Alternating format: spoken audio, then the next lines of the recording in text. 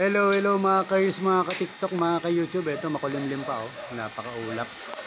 Pero tingnan naman yung ating solar water. Ayan. Solar yung ating gamit. Ang voltage niya is 10 volts.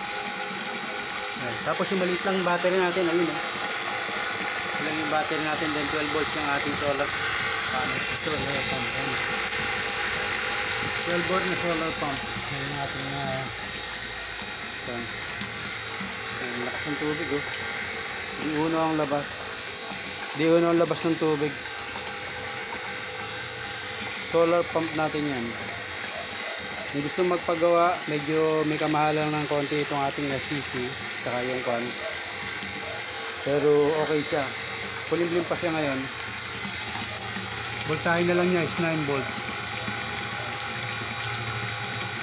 11 ampere. Yan. Yung mga magpapaga, PM lang. Thank you and God bless.